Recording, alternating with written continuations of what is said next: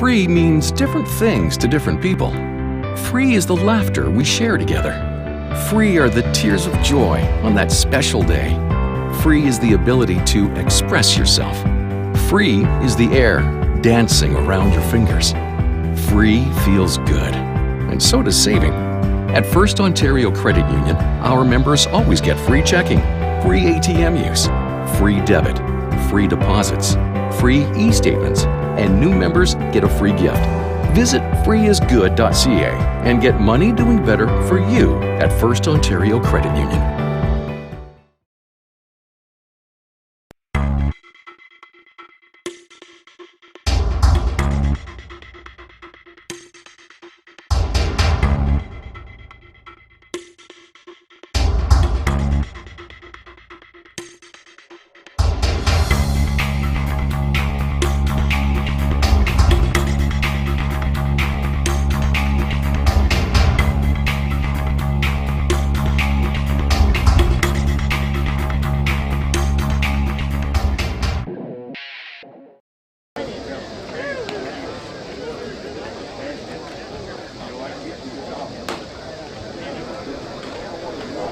Hello and welcome to the 2016 ISC Men's World Fastball Championships here in Quad Cities. Lance went alongside my newly acquired broadcast partner, Chris Abbott. Glad to have you with us here as we get set for Game 16 on the schedule. Day 2 of competition, and it will be the three-time defending champion Hill United Chiefs taking on Todd's Mudjacking. And when we talk about this matchup, it seems like a David and Goliath kind of thing, Chris, but they've got an interesting guy that's going to be getting into that circle here to take on the Chiefs. Well, you talk about David and Goliath. We got Moses going out on the mound. Folks, 79-year-old, and 79, it's not a joke or it's not an exaggeration, 79-year-old Hank Carrillo starts in the center circle for Todd's Mudjacking against the three-time defending champs. And Lance, it's going to be interesting to say the least, but you brought it up off here a little earlier.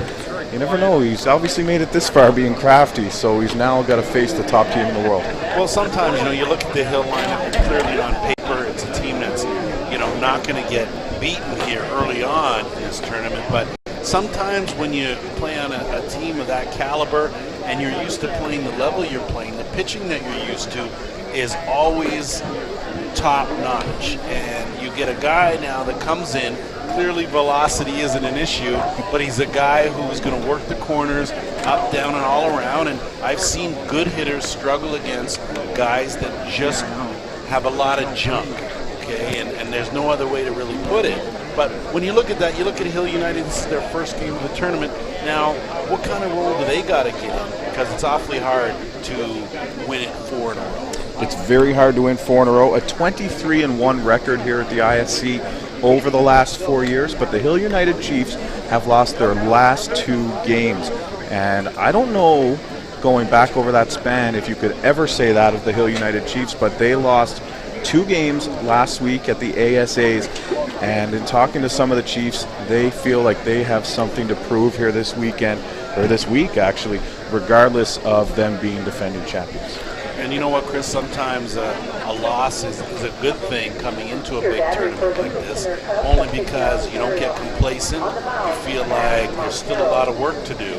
And when you talk about Hill, really, if the schedule falls the way it has in the previous years, you're looking at a team that could potentially be down to 1 game a day, and that'll save the likes of course, Adam Folkert, who is undoubtedly probably the #1 pitcher in the world right now. Coming into this season, Adam Folkert definitely considered the top pitcher in the world. You look at his stats, I mean, it's just unbelievable. 5 times the most outstanding pitcher of this tournament, 18 wins in his career. He could surpass Gerald Muselar's record of 23 wins this year, and he was 6-0 in last year's tournament, 1 earned run.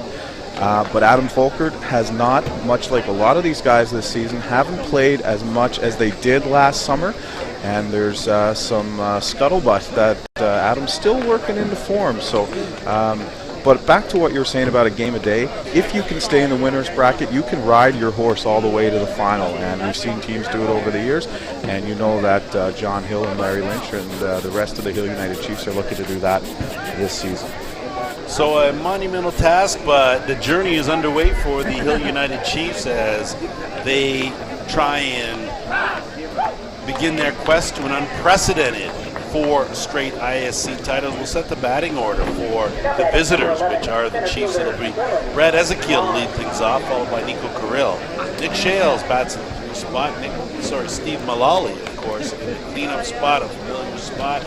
Jason Hill is the number 5 hitter. Mark Johnson batting 6, James Todd batting 7. Joel Southern is in the 8 spot, and Jason Sanford, that's S-A-N-F-O-R-D period, is rounding out the 9 for the Hill United Chiefs. They'll set the defense for Todd's Mudjacking out of, I believe they're out of Walcott, Iowa. So a local team. It'll be Sam Bennett out in left field. Ryan Carter will control center. And Trent Kress is in right field. Jason Shounik is in the hot corner. Mick Baker at shortstop. Elijah Salas is at second base. Tom Holliday will be at first. And Andy Corlett will be catching for Hank Carrillo, the veteran legend.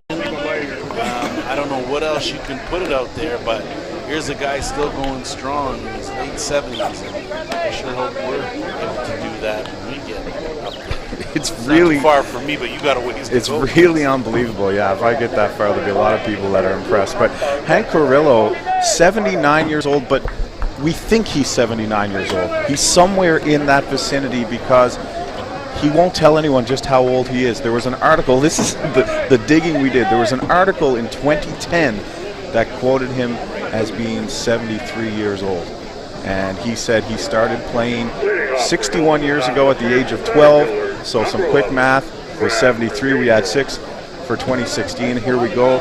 And this has got to be a first for Brad Ezekiel as he steps into the box. So we'll see what kind of approach these Chiefs take, whether it's a swing from the heels kind of thing, or if they decide to cut down their swings and maybe punch some singles out and put some hits together as far as back-to-back goes, or if Mr. Carrillo can close the door. And here we go here. It'll be Bradley Ezekiel as he takes that slow changeup, or I'm not sure if that's a changeup or a hard drop, one of the two, as he takes it for a first pitch strike. Well, you see there the first pitch from Hank Carrillo. He just steps off the mound, and you can see the ball dance. A lot of movement on that, as that pitch missing up in the zone will run the count even. 1 ball, 1 strike. Just underway here. Lance Witt alongside Chris Abbott. Glad you've tuned in here on the ISC Network. That ball is laced out to left field, base hit for Ezekiel. And it looks like the Chiefs are going to go with that approach where hit as opposed to worrying about trying to hit that 5-run home run. Yeah, you saw Brad really staying back there, and they're kind of approaching it like batting practice here right now. Unfortunately, these guys are veterans, and they're not going to get up there hacking from the heels. So Carrillo with a squibber, fielded nicely by Andy Corlett, and over to first in time. So Carrillo will advance the runner, probably not the way he had planned, but either way, we got a runner in scoring position now for the number 3 hitter in Nick Shales. And over the last 5 years, I think Nick Shales has quietly become potentially the best all-around player. Nick Shales is the reigning MVP, and you use the word quietly. Nick is a very unassuming young man until you get him out there on the infield, because he no doubt takes over as a captain out there. Definitely a competitor as he drives that one out to left, and it's a good catch out there by Sam Bennett. So a line drive from Shales after the weak ground ball from Carrill, and there are 2 out for Steve Mullally. Yeah, I think the key here, Lance, you see from the Hill United Chiefs, they're not getting fooled out here. Carrill, yeah, was a bit of a swinging bunch. Shales got a good piece of that ball, but Bennett was in good position, and Steve Mullally's in a familiar position right now. Well, we know, of course, Mullally ISF Team Canada fame, 3 home runs in a gold medal game, and he's no stranger to clutch performances, and nor is he a stranger to playing on the international stage. This is a veteran here, and batting cleanup for the top-ranked Chiefs as that pitch lays down the line. That's off the glove. That's going to go. 1 run's going to come in to score easily. Mullally's going to round first and into second with a 2-out stand-up RBI double.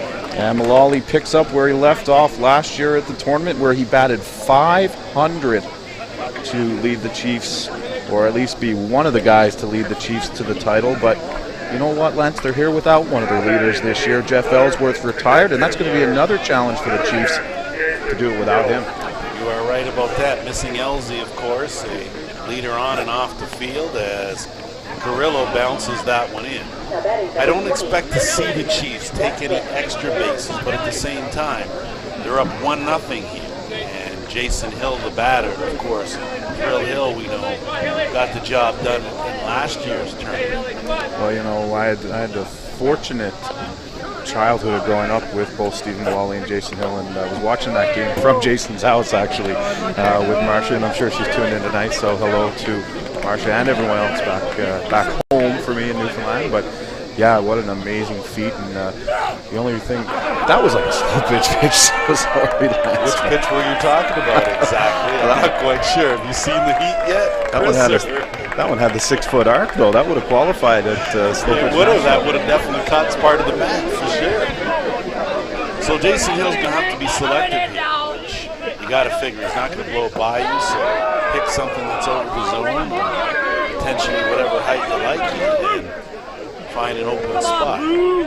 Gotta give credit to Todd's Mudjacking, because your infield is going to probably get some work today.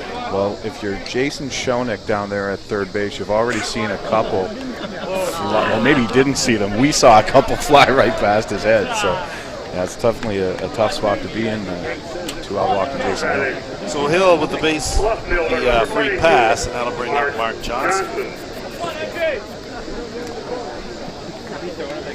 Mark Johnson, just a unassuming, all-around talented player. The guy can hit, he can field, he can run, he can catch if you need him to. That in itself is enough for an impressive resume. Rillo drops that one just, or it's in there for a strike. So, bit of a delayed call, but got that 35-mile-an-hour drop ball in there. He's got the heat cooling off. He's mixing up his pitches and looks to work the outside corner, but the count even now 1-1. 2 away here, 1 run pushed across. The runner on second base and Steve Mullally. And that pitch weighed on and driven out to left field. Base hit, Mullally around third, and he's headed for home. The throw's offline, so each of the runners will advance and take an extra base on the play. An RBI for Mark Johnson. Well, you know, Lance, you said that they're not going to take any extra bases, but John Hill over there at third base has been around coaching long enough, and he's not going to give Todd's Mudjacking any opportunity to stay in this game.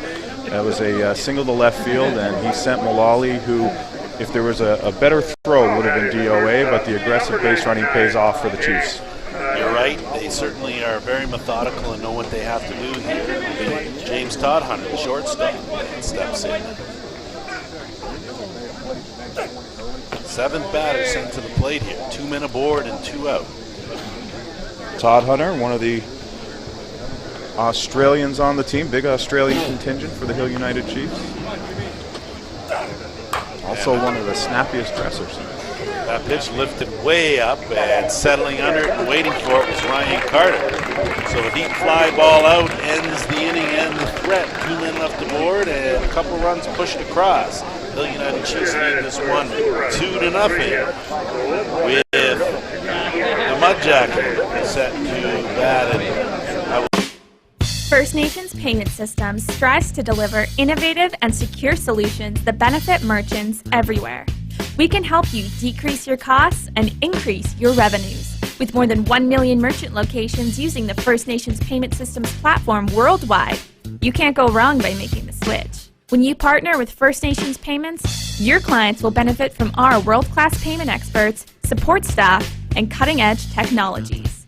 To learn more about how First Nations Payments can help your organization, contact us through our website at firstnationspayments.ca. We thank First Nations Payments for their generous sponsorship of the broadcast program.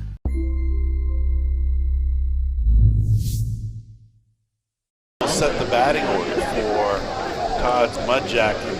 McBaker leading things off, followed by Elijah Silvas. Ryan Carter is in the 3 spot. Jason Schoeneck will be batting cleanup. Trent Kress is the number 5 hitter. Sam Bennett bat 6, and Andy Corley bat 7. Tom Holiday is in the 8 spot. And Carrillo batting number 9. So not only does Carrillo pitch, but he hits for himself, Chris. Hits for himself, so that means if he happens to bean somebody with one of those high heaters that he throws, he's not afraid to get back in there. That's a brave man. Set the defense for the Hill United Chiefs. Mark Johnson on the left, Brad Ezekiel in center, and Nico Carrill in right field. Nicky Shales at the hot corner, James Todd Hunter is at short, Joel Sutherland at second base, Steve Mullally at first, and Jason Sanford will be catching for Adam Folkert. And Mr. Folkert's got a whole arsenal of pitches, and he's more than a handful in that circle. Yeah, absolutely. Jason Sanford in there needs more than the 5 fingers on his hand to call pitches for Adam Folkert for sure. And Jason Sanford might be the bravest individual in the park tonight as he gets in and receives with the world-class Folkert. Well, definitely, like you mentioned, Chris, off the top, a different year for Adam, where he didn't spend the entire summer playing and prepping for this tournament. Took a little bit of time off and a little bit more of a late start to get tuned up. So he's used to coming into this tournament running on all cylinders. This year it seems like he's going to have to sort of work himself into a rhythm.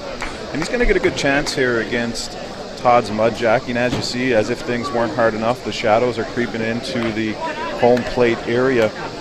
So the batters for Todd's Mudjacking are up against it to start things off for sure. Well, you're already in a hole when you take on the likes of Folkert, but from going from light to shade, he doesn't need any more advantage. There's a big swing and miss from McBaker, and you might as well go up there in a situation looking for something to swing the bat at, because Adam's usually around the plate. There's no doubt, teams that have success against Adam Folkert do that because he throws so hard. If you can get a piece of that ball, there's no trouble to send it 250 plus feet over the fence. And, that's one of the things we often see is the big home runs sometimes off of these top pitchers. No balls, 2 strikes to the leadoff hitter in Baker, and a nibble from Folkert misses. So the count now 1 ball, 2 strikes. And I don't expect Adam to waste a whole lot of time. He wants to get into a groove. He's going to challenge guys, and down goes Baker. First strikeout victim for Folkert, and it'll be Elijah Silvas who steps in now. Take on number 13. Folkert last year in the tournament through 34 innings had a 0.21 ERA. And that's easy enough when you only give up 1 earned run as a team through the whole tournament. I don't know what that says, except it's pretty good. It's not even minuscule. That's just almost nothing. So, Salas swings to the first pitch, and he's in the hole 0-1. I think you're going to see a familiar sight there. It's Folkert again. No balls and 2 strikes. That ERA almost nothing for sure, Lance, much like our Canadian currency when we came here to Quad Cities this week. Almost nothing. You're right, and waving at that, getting a piece of it, but throw down. So back-to-back strikeouts. Folkert will bring up the number 3 hitter in Ryan Carter. Carter caught the fly ball from Todd Hunter to end the top of the first inning for the Hill United Chiefs. Well, he had to wait almost a day and a half for it to come down. It was hit so high. Bottom of the first inning here, 2-0 in favor of the Hill United Chiefs over Todd's Mudjacking. Local teams. Yeah, Walcott, Illinois, just west on Interstate 8. As we're right on the Illinois-Iowa border. Big foul tip swing and a miss from Carter. 2 is in the hole now. 0-1. crowd on hand. The opening ceremonies flew by. Always impressive to see all the teams on display, all 36 teams. Well, congratulations to you for being the co-MC of the opening ceremonies. Well done, well done. Well, thanks very much, Chris. I appreciate it. The kind gentleman allowed me to hold down his position when he wasn't there. And of course, at the opening ceremonies, the Sebringville Sting were named best dressed at the tournament, and we're underway, and now we're on the road to Grand Rapids. Pitch fouled straight back, so a good cut from Carter.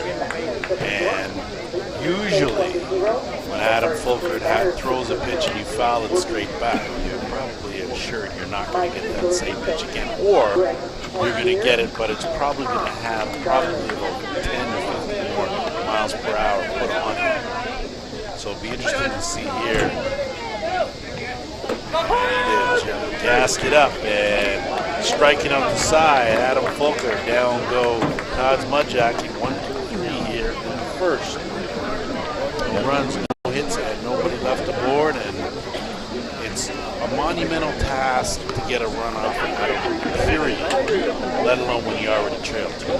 Absolutely, a hard drop ball on the outside corner that time. Got Carty looking, and Adam strikes out the side, and strike 3 was called by the home plate umpire Glenn Brown tonight from Washington. Roger Griffith is down the first base line from Indiana, and Bob Durant is down the third base line from Wisconsin. So an all-American crew here at the ISC 2016 in Quad Cities tonight. So it'll be Joel Southern to lead things off for the Chiefs, followed by Jason Sanford, and back to the top of the shop. And Brad Ezek to face Hank Carrillo, who's the veteran right-hander. We say veteran, we use that term very loosely. Late 70s at last report. Still out there getting the job done in the circle. Hats off to him and hats off to his team that plays behind him. Well, you know, it's funny, at the Hall of Fame breakfast this morning, Todd Martin talked about the fact that, you know, spanning his career, he played with a great spread in age groups, you know, maybe 30 years when you consider the young guys he started with, the old guys, and everyone he saw coming through. Well, Hank Carrillo, he's seen him probably every player in the history of the sport come through. Be nice to old guys, all right, will you? I'm just impressed, like I said. I tell you, there probably isn't much that he hasn't seen, that's for sure. So Sullivan will get his first look at it. So he takes a pitch so again, not always a bad thing. Take a pitch and you realize that he's probably not going to gas it up and throw it by you. It's going to be up to you to decide what pitch you There's another one on the outside. Run the count even at 1-1. Southam, the Australian second baseman, was a second-team All-World player last year, hitting .357 at the World Tournament. Good pickup for the Chiefs a couple of years back to solidify that spot. And he's fit into this lineup quite nicely. And much like Adam Fulkert, Joel Southam did head back to Australia after the Rock Invitational earlier this year. The Chiefs hosted the event in St. John's, Newfoundland. They won, and then the boys promptly made their way back home. Well, I hear that was quite an impressive tournament and fun to be had by everyone.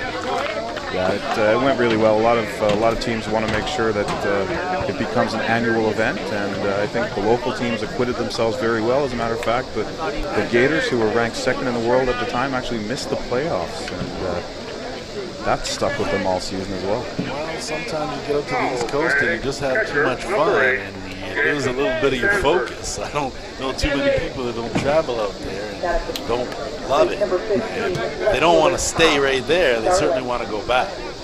So Jason Sanford now, the veteran catcher, steps in here. Not quite the veteran that Carrillo is, but he has spent plenty of time behind the dish for the Silvas United Chiefs. His first look here. As that runner goes, and he's in there without a problem. Southern, again, and like you were saying, Chris, you can't take any team lightly. You have to go about taking care of business that you have to hand here, and that's winning the ball game for the Hill United Chiefs. Yeah, and you'd like to think they'll find a happy medium somewhere in between, getting out of here unscathed and the 17-0 win we saw the BCAs put up earlier today. Just a second inning where they dominated. The second inning went on for about a half hour, I think. And those guys, they could be a sleeper here amongst the top teams. You watch out for the BCAs coming through the back. You see, that's one of the beauties of this tournament.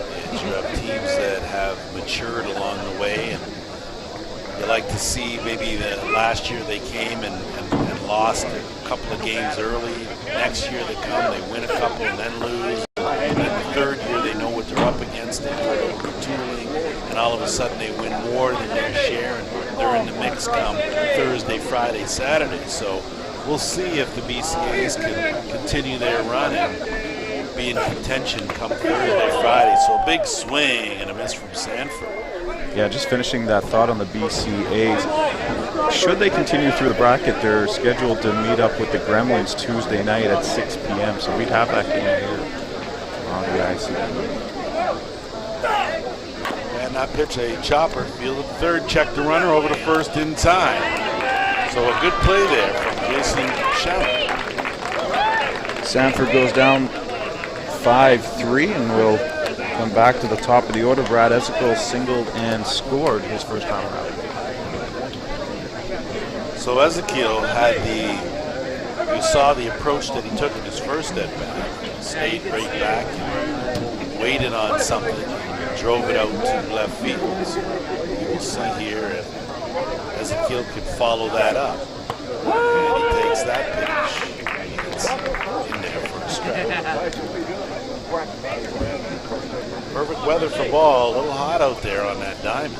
Absolutely gorgeous here. Not a breath of wind. That pitch missing inside. So counting even now at 1. You're in the mid to high 30 Celsius range, and I'm not quite sure how to do the conversion of hence, but high 80s for sure here in Quad Cities.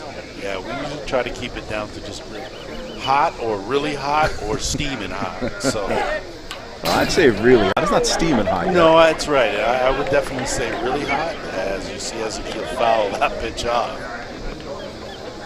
And again, sometimes when you're a team that's used to seeing a lot of good, hard, fast pitching, you get a guy that slows things up and just throws your timing off just a little bit.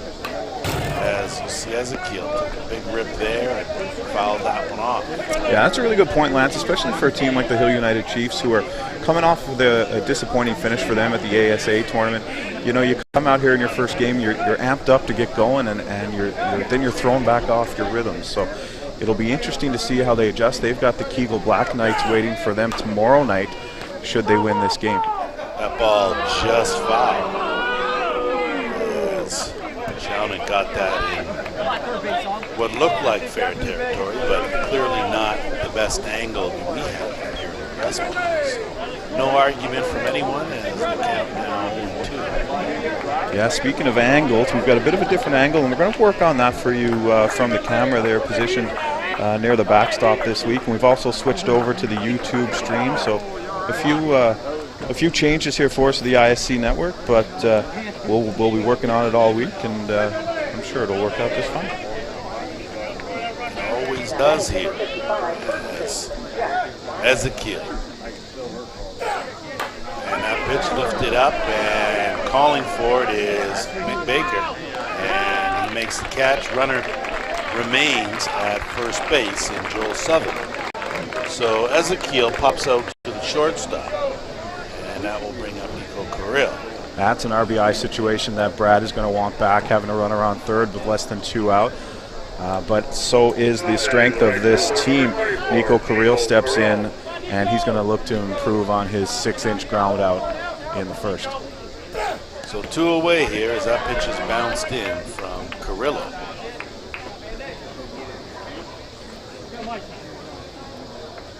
Southern's at third, 2 away. And if you're Hill United, you're really I think the object is to put 1-2 runs up on the board each inning, if not more. Yeah, you want to get out of here unscathed. Try and get at least a 7-run lead by the 5th. That gives Adam a chance to work a few innings, but not too taxing. Escarilla lifts that one up, and it's drifting in foul territory, and it's Tom Holliday that squeezes it. So an opportunity squandered by the Hill United Chiefs as they leave a runner on third base, but can't push a run across. We head to the bottom of the 2nd inning, 2-0 in favor of the Chiefs. Now the Hill United Chiefs will strand the leadoff walk earned by Joel Salbin. Stolen base to Salbin's credit, but then Sanford, Ezekiel, and Carrillo will all pop up, and that's what a pitcher who throws that junk can do to you, get you off your timing. And we talked about it off the air before the game started, that he'd be lucky to get through the lineup the first time, and then maybe the second time he'd get in trouble. He's now 2/9 of the way through the lineup the second time, and he seems to be settling in, actually. So we'll see here on the flip side, when we look at Adam Fulker, it'll be the 4, 5, and 6 hitters, and Jason Schaunig, followed by Trent Kress and Sam Bennett. The scheduled hitters face Adam Fulker this inning. Of course, Fulker was dominant in the first, struck out the side. So we expect that he is going to continue to rack up the strikeouts. That's what Adam Fulker does, but at the same time, you got to expect him to be working on some things here as he rounds into shape. Well, absolutely. He's not going to be satisfied with anything less than a dominant performance here, and that should be what he's aiming for. I mean, he's regarded as one of the best pitchers in the world, and he's playing a local team here at the World Tournament, so anything less than striking out the side is not going to be satisfactory in a line of Adam Fulker. Fulker, of course, one of the ultimate competitors. He's all business when he steps in that circle. Nice guy off the field, but between the lines, boy, he'll give it. As you see Schaunig swinging a miss. Adam, very serious during the ball season, treats his body very well, unlike some of the people on the circuit, broadcasters included. We don't count. Like Joe Todd said, we haven't lost a ball game yet up here. And our record will probably be unscathed as we leave here, too. So Schaunig in the hole 0-2, not really the place you want to be with Fulker in that circle, but a place that guys often find themselves as he holds back on the rise ball. And that's good patience by Schaunig. It'd be really easy for him to hack at that, but he knew he was down in the count, and he probably wasn't going to get a strike. Is that pitch foul? Well, it also said something about Fulker, the fact that he didn't just rear back and throw it down the chute. He wanted to waste the pitch, and so it's clear that he's working on some things too. And that's understandable, especially when you have a guy like Jason Sanford catching for you. He's going to make sure that you round into form and that you're at your best when you need to be. As Fulker gassed that one up, down goes Schaunig. 4th straight strikeout. As not a whole lot of touching going on, just some foul balls, that's it. So Trent Kress now, the right fielder, steps in. He'll get his chance at Fulker. And again, when you have a lot of these local teams and you haven't seen the likes of someone like an Adam Fulker, you really are at a disadvantage. This is a world-class pitcher. He's got a number of different pitches. He knows when to throw them, and he's watching and assessing what you're doing, and that's what he's countering with what he's going to throw. So you got to figure these guys got their hands full with Fulker. Well, for Trent Kress and the entire lineup, it's probably a once-in-a-lifetime opportunity as well to get in there.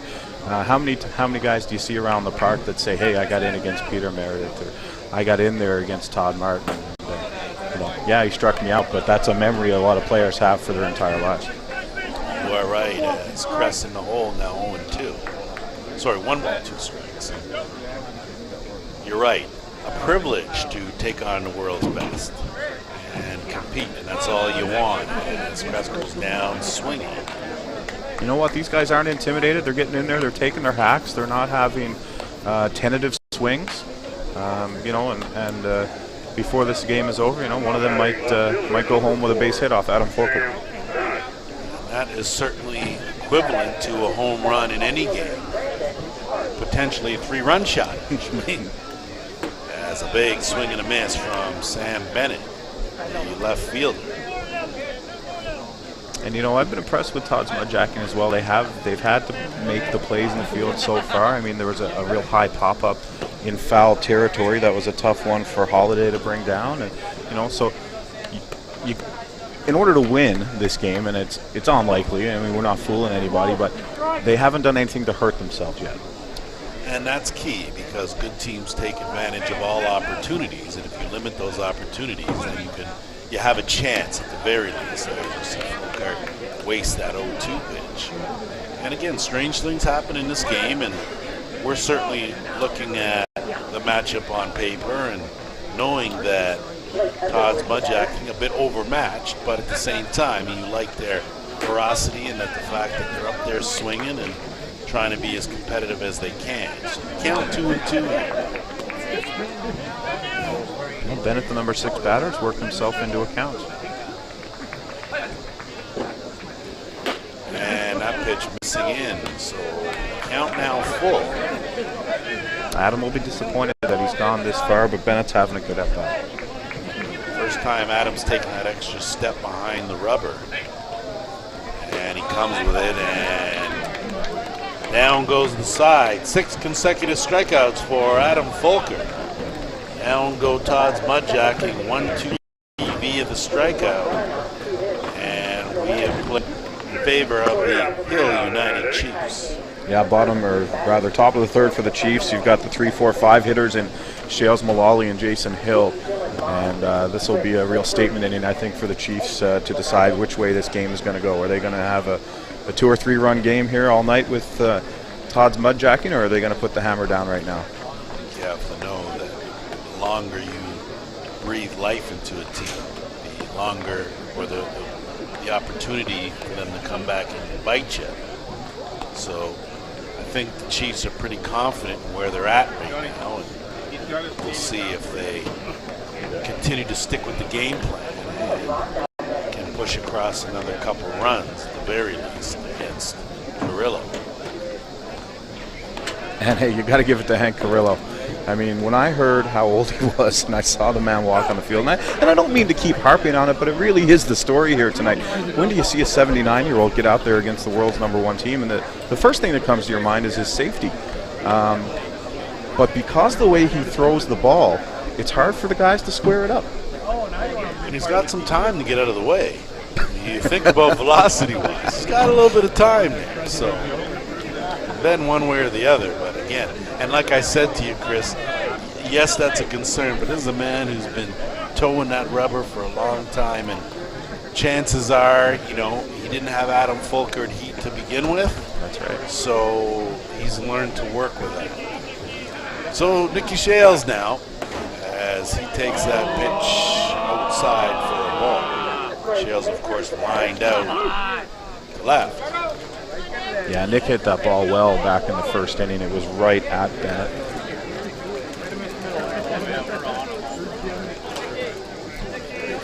Sun's starting to go down here in Moline, Illinois.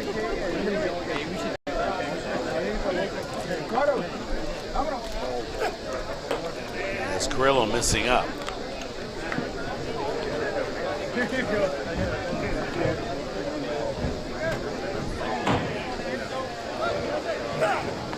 And Shales saw something he liked, drove it up the center, but popped it up.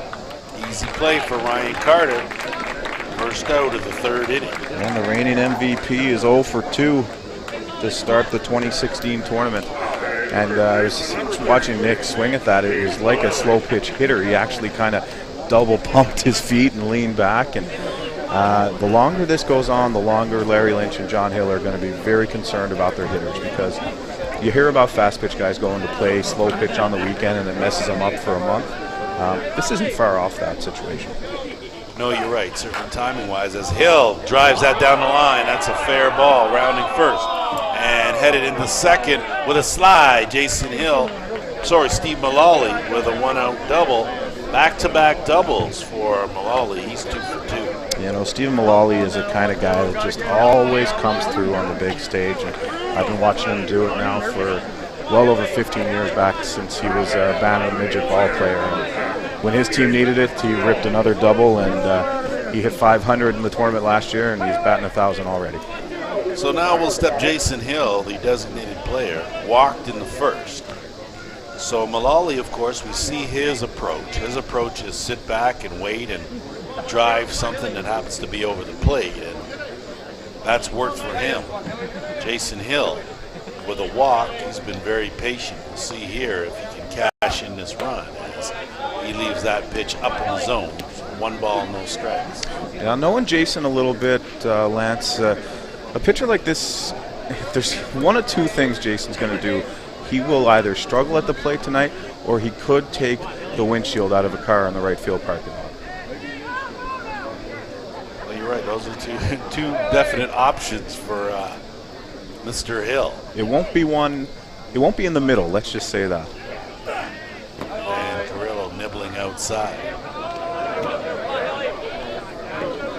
A couple times now we've seen on the throwback from the plate from the catcher Corlett that Carrillo's had to lean down and try and catch the ball. He's missed it.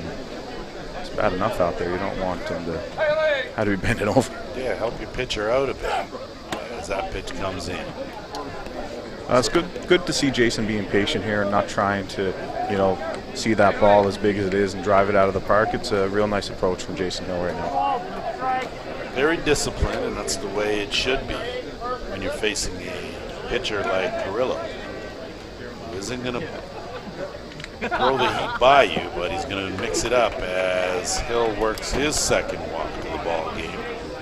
So 2 men aboard for Mark Johnson. Now this number 5 spot in the Hill lineup is so important for them just because you got the big 3 before you, and you're oftentimes going to come up with guys on base, and it's going to be Mark Johnson and James Todd Hunter tasked with driving in a lot of runs, I think, this week. Johnson looks at a first pitch ball up in the zone, and despite the fact that Carrillo doesn't have a lot of heat, he still can't afford to issue any more of these free passes. Just a matter of time before it comes back to haunt you, and a matter of time before the Chiefs capitalize on the base runners that you're conveniently giving them. Well, that's the thing. He knows he can't afford to throw it down the middle of the plate, but if they're going to be patient and selective, then it could be trouble. That ball's driven out deep, and you can get out of this ballpark right now. Home run for Mark Johnson. A 3-run shot, and in a blink of an eye, it's 5-0 in favor of the Chiefs. Yeah, that one hit the secondary fence beyond the wall. Haven't got the measurement, but that's going to be somewhere between 275, 285 for Mark Johnson, and very quickly he's got 4 RBIs and he's put himself with the leaders in the tournament. Well, you look at this game and you had to figure that, yes, it's a matter of time, but a good approach from Johnson, who singled in his previous at-bat, comes up and hits a home run. So he was certainly zoned in, and that looks like that's going to be it for Carrillo. Impressive showing nonetheless, just to come on out in the circle and take on the top-ranked team in the world. You have to tip your hat and say way to go, and certainly the respect factor is there as Carrillo, a mainstay, and has probably seen, like you said, his share of Fastpitch game. Yeah, I believe he was probably 40 years old when King in his court last came through here. So Mike Bennett is going to take over on the mound for Todd's Mudjacking, trailing 5-0 here in the 3rd inning. And it'll be Mike's first action of the tournament. And Hank Carrillo leaves, having given up 5 runs, all of them earned, through 2 innings and change, 2 1/3. Well, and what the Hill does is, like I said, they're very methodical.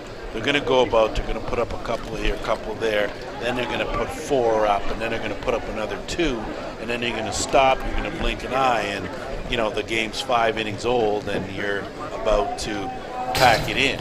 So, very quietly, the good teams, the elite teams, will A, take advantage of any opportunities, and B, you give them that, they will slowly but surely bury you. Yeah, it hasn't had a lot of pace on it. We'll admit to that. A 5-0 lead for Hill United. So not a lot of pace, but I mean, Adam Folkert's been getting the job done, of course, defensively and offensively. When you've got 5 runs on the board, you have to figure that Hill's going to want to shorten this game as much as possible and continue to go out there and try and hit the ball hard. Absolutely, and just a reminder to fans, coming up next at 8:30 local time here, Central Time Zone, so you can adjust for wherever you are, and thanks for joining us tonight. The Pueblo Bandits will take on the Circle Tap Dukes. Pueblo won their play-in game yesterday at 2 o'clock against Ostrander, and it'll be Circle Tap's first game of the 2016 tournament. Those Pueblo Bandits have been a team that's been sort of on the cusp in the last 5 years or so. It'll be interesting to see how they fare. So James Todhunter now steps in, a swinging bunt, and that's flipped over to first. So a good play from Mike Bennett to record the out. Second out of the inning. And that will bring up Joel Sutherland. Sutherland walked, stole second, and was stranded back in the second inning.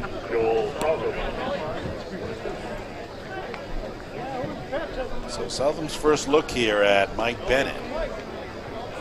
And of course to go over for Carrillo. Just watching Bennett come off the mound there, he really jumps out to the side and kind of leaves the ball in the middle. And for a left-handed hitter like Southam, that's exactly what you want to see. If our viewers see it now, you'll see Bennett jump out to the side, but the ball kind of stays right in the center of the chute. I always liked that when I was playing. Well, you know, on some pitchers, different deliveries, different release points, and I'm sure you found in your playing days that there were some pitchers that you could just pick up the ball and hit hard, and others as that one's going to drift foul, and others you just can't seem to pick it up and you struggle against. So there's kind of two sides to that coin. Well, you know, it's a real interesting thing because, you know, I don't have any illusions of how good I was or wasn't, but playing back in the St. John's League, you know, Sean Cleary wasn't a guy who intimidated me. I didn't mind getting in the box against Sean, who was, you know, one of the best in the world. But there's other guys in the local league who you knew you weren't getting a hit off them that night. And just some guys figure you out, and more importantly, sometimes some catchers figure you out, and you're done. That's right. You got to remember, it's 2 against 1 up there. You are in the batter's box, but that pitcher and that catcher are working together. And they're not feeling you as that one is fouled off. Good job by Southern to foul that pitch off to get another look. 3 runs pushed across here this inning, courtesy a 3-run shot from Mark Johnson. Hill United with a 5-0 lead. Yeah, no sooner had I said how important that number 5 spot was. Great play. Good play there at second base from Salas as Bennett gets them out of the inning, but not before. Johnson does some damage. A 3-run home run puts Hill United up 5-0. And Adam Folkert's off the beat with a 1-run, let alone on 5. Think about the greatest tournaments and championships played in fastball. Remember the players who have been at the highest pinnacle of our game, like Adam Folkart and Andrew Kirkpatrick. Gorilla Gold was there helping them win. What has been a closely guarded secret by the most prominent players is now available for you. We're ready to give you a hand to play at your best in all conditions. Visit us online at GorillaGold.com to order your Gorilla Gold products today.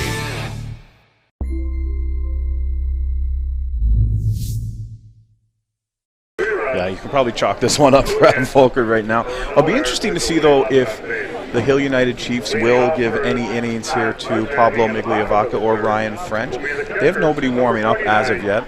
It'd be interesting to me if they want to have Adam throw as much as possible, or do they want to get him in, get some work, get him out. And it's little things like that that matter here as the week goes along. Well, it will be interesting to see because we spoke about the fact that Adam hasn't played the whole season like he usually has coming into the World Tournament. So maybe they want to give him a little bit more work this is a good opportunity to do it. But again, it's also the same. It can also be used as a game to save his arm too. But at this stage, first game of the tournament, you want him out there, you want him to get warm, you want him to find some sort of rhythm, knowing that the games are going to get harder as the week goes along. And given the nature of the ISC tournament, it's still set up in the bracket format, which I absolutely love. So you can look ahead and see what you might be facing. And if you're the Hill United Chiefs, a win tonight moves you to one night game tomorrow night, and then a win there moves you to Wednesday night. So lots of time to rest if you stay in the winner's bracket. It's when you get in the loser's bracket, then things get interesting. And of course, we saw the Gators last year very nearly crawl their way out of the swamp and take it, but it's a tough thing to do. So it'll be Andy Corlett, followed by Tom Holliday and Mike Bennett, the scheduled 3 hitters, 7, 8, 9 for Todd's Mudjacking. They have not put a ball in play. It's been 6 strikeouts for Adam Fulkert up to this point.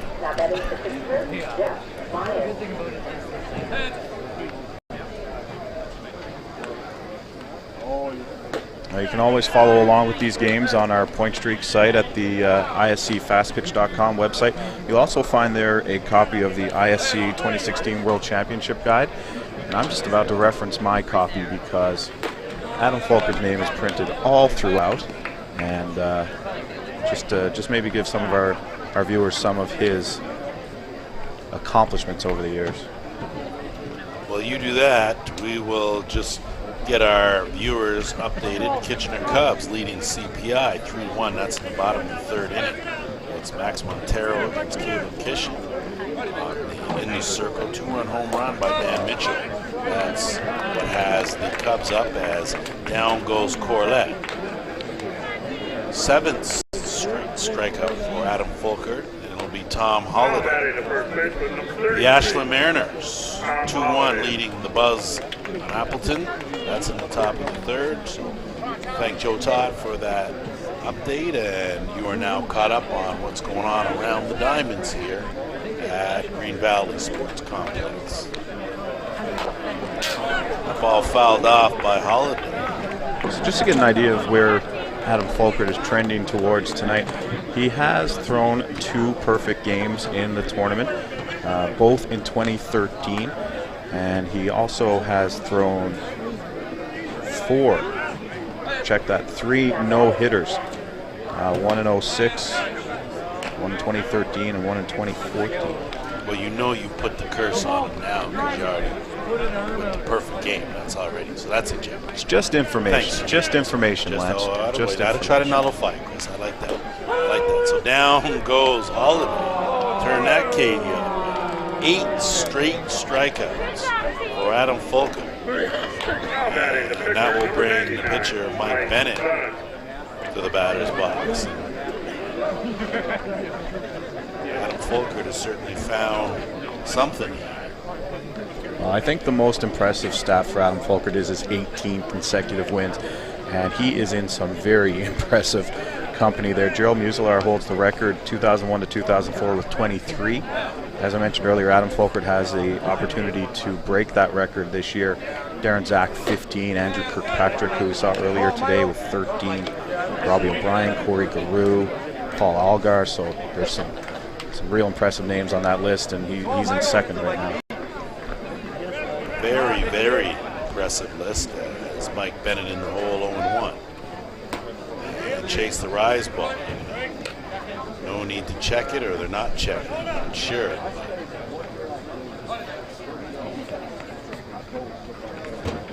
So the count now 1-1.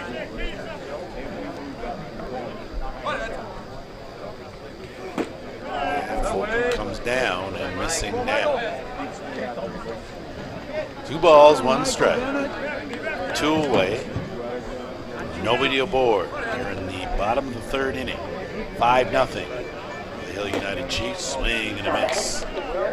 So down goes Bennett. A quick toss down to 3rd by Sanford, but nobody there. And I think Sanford thought that was the 3rd strike. Mike Bennett having a little bit of a chuckle saying, oh, hold on, I do have 1 more. I'm not making any promises here, but I do have one more. Now, I'm not sure. Would he have been charged a ball for that? That's normally what I thought the rule was, but maybe because it was an unintentional, that home plate umpire let that go. That pitch fouled off by Bennett. We haven't even seen too many of those No. up to this point.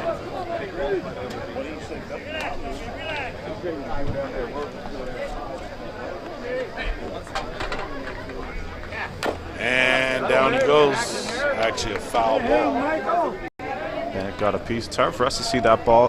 The ISC, one of the few places where you'll see the old white ball still being used. There's no international tiebreaker rule. Like I said, the bracket format. This is the tournament for the ultimate sports fan.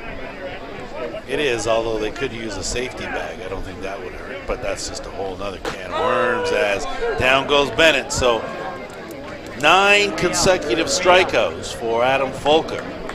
Nothing doing, of course, for Todd's Mudjacking in the third, and we'll mosey on over to the top of the fourth, 5-0 in favor of the Hill United Chiefs. Yeah, definitely a good point you brought up there, Lance. You look down at first base, you don't see that bright orange safety bag, something not used in ISC play, and yeah, I think you're right. I don't see the harm in it. I don't see the harm of it in Major League Baseball, for that matter.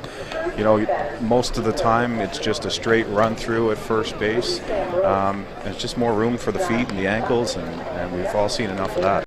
Well, you know what? We don't want to get caught up in the whole macho stuff about, what's really manly and so on. I think the bottom line is safety of the players, and that should be your number one concern. And I don't think that having a bag that's in foul territory is going to hurt play or change the game one way or the other, with the exception of making things safer for the base runner and the guy playing first base. So, interesting. There are some changes that, of course, are questionable. The going to the green ball or the yellow ball, to me, seems like a good thing.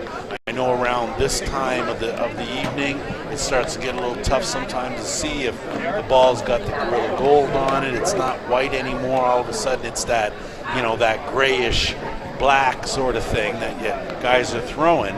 So I mean, there are certain things that I'm okay with changing. Others leave the same, but those seem to me to just be the future coming. Yeah, I mean, it depends who you ask on a lot of those things. I mean, if you have the pitchers, they'd want to use a black ball all the time, but I'm sure lots of first basemen would be happy to see the safety bag there. They know each time they lean out, they're risking getting spiked, intentionally or unintentionally. Not that doesn't happen in the game. So there's definitely some things, and there's always the argument between tradition and progression. And I'm a traditionalist, but I agree that sometimes change is good. So it'll be the number 9 hitter in Jason Sanford, that's Sanford, period, to lead things off here in the 4th inning for the Chiefs, leading this game 5-0 against Todd's Mudjacking. As Mike Bennett comes in with a strike to start things off for Sanford. Sanford grounded out in the second in his only other plate appearance. Jason Sanford, as you mentioned earlier, a member of that ISF or WBSC winning team last year. And Sanford, because of his successes last year, was named the Male Athlete of the Year in Nova Scotia, his home province. That was a big award for Jason. There's a lot of impressive athletes in Nova Scotia in many different sports, some at the Olympics right now. So a big honor for Jason earlier this year. Impressive for sure as Bennett comes up and out of the zone. 2 balls, 1 strike to count. And we're actually seeing a pretty big influx of Nova Scotians, maybe a return by Nova Scotians to the ISC. For a long time, Sanford was definitely in the minority, and getting back to the days of Timmy McCumber and these guys playing, but with Justin Schofield, he's leading a whole new breed. Well, you know what? I think the East Coast has always really been one of the hotbeds, and the talent that they've produced has always had an impact throughout the entire fastball community. I think they continue to do that. It's nice to see guys still putting in their time. Guys like Mullally and Hill, and those guys giving back to the game as that pitch is fouled up and out of play. I think that's important, and I think it's important, too, to keep the tradition alive in their hometowns, too. Because that's where they learned, and that's where they grew up playing, and again, things have to come full circle if they're going to continue. Oh, absolutely. You always want to see the guys giving back to the sport that helped them, because it's in a niche sport like fast pitch softball. That's what you need. The top people have to give back, because if not, then the game will start to disappear. And of course, well documented over the years that our game has certainly seen a decline in participation. But based on the crowd here tonight in Quad Cities, you'd never say that. No, but you know what? You talk about the decline in participation. You also got to take into consideration the factors now. As a swing, just got a piece of that, did Sanford, is now, back in the day, and I say back in the day, say 20 years ago, you played whatever sport was in season, so you had many more multi-sport athletes. Nowadays, kids are more one sport focused, and they can play that sport year-round. You didn't have that luxury, so that all of a sudden now, a kid who's hockey, he may excel in hockey. Well, he doesn't want to fall behind, so now he's playing hockey year-round and giving up those other sports. So you have, if you look at, as you see Sanford go down, a good pitch from Bennett. You see some of these guys that, back in the day, you take the NHL and you look at guys like Wayne Gretzky, Brian Bellows, those guys, they also played lacrosse and hockey. Now, you don't see a lot of that in these young kids where guys are multi-sport athletes. Yeah, that's a bit of a trend that's changed. To me, it's really unfortunate. There's a disconnect there, because you hear the message, play lots of sports, but then, a lot of associations are always also demanding 10 months of your time out of the year. And if little Johnny goes to this hockey school in June, well, I certainly got to send my kid. And it's not that way. And I hope there becomes a shift back to where it was, and the kids can get out and play ball in the summertime, because it's definitely great, and it helps improve all your motor skills. Well, you're only one person, and you have to remember that the more adept you get at learning your body and the way it moves and that sort of thing. It's one thing when you're skating on the ice, it's different than running in the gym, running on the track, or playing in the field. So the more variety you get, the better off you have, and it can only help you in the other sports that you're playing. So again, not always a message that kids are going to get, because a lot of times parents are disillusioned about giving their kid the biggest advantage they can. So interesting. Of course, we'll elaborate on that as we go through the week, as Brad Ezekiel looks at ball 4. Yeah, absolutely. We can do a whole hot stove on what's right and what's wrong for young athletes, and there's so many opinions out there. But I can tell you one thing: there's a lot of young athletes out here on the field today that are certainly excelling at this game. And watching Mike Bennett throw the ball out there, he's got a bit of gas on there, and it's a definite change from what Carrillo was throwing. Well, and that's the thing, and he may not have exceptional heat, but when you come in and you follow Carrillo and what he's done, all of a sudden now that, maybe that 60-mile-an-hour pitch looks like it's 75. So Nico Carrillo pops that one up and it drifts out of play. 0 for 2. He's grounded out and popped out. And back to the kind of running theme we were talking about earlier, if you're John Hill and Larry Lynch, now I think you're happy your guys are seeing a guy with a little more speed on the ball. And tomorrow night against Kegel, I would think they're going to see Colin Walsh maybe get the ball. Colin didn't throw last night, so it'll be another chance. I think you're right. They're certainly more comfortable now with someone that comes in that's got a wee little bit more velocity.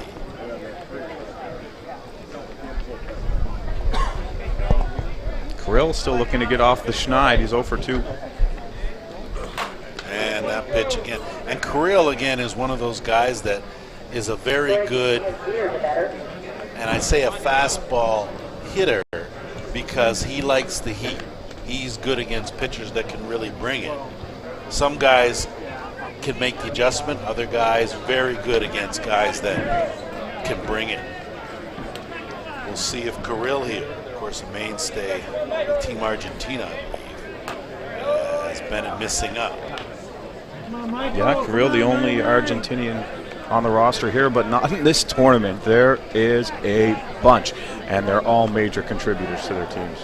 And it was nice to see that contingent got together in the opening ceremony. All the different uniforms. That's Krill hard hopper, fielded over to second, over to first. Wasn't pretty, couldn't double him up. The stretch was there, but a good try from Salas as they get the lead runner and cut down Ezekiel. And Carrillo will sit on first base with a fielder's choice. 0 for 3 for Nico Carrillo. He's probably shaking his head down there, as that, had it been played cleanly, definitely would have been a double play. Well, you've got Nick Shales now, like we said, one of the best hitters in the game, and he's 0 for 2. He's lined out and flied out. So he's lifted both of them up pretty deep, as that one is shot out to left field, base hit. So again, there's that little extra velocity that the Chiefs like, and without a doubt, Shales jumped all over that first pitch for a 2-out single. And Steve Mullally steps in with 2 runners on and 2 down, and we may see the patented Lolly hack from the heels come here in this at-bat. Well, that wouldn't surprise anyone, and Mullally, the only thing better than Mullally on the diamond is probably Mullally off the diamond.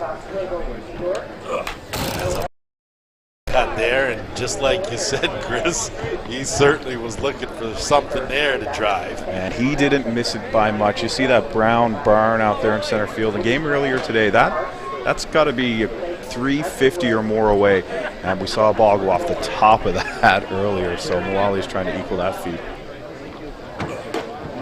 And Bennett put a little extra on that and missed outside, so count now 1-1.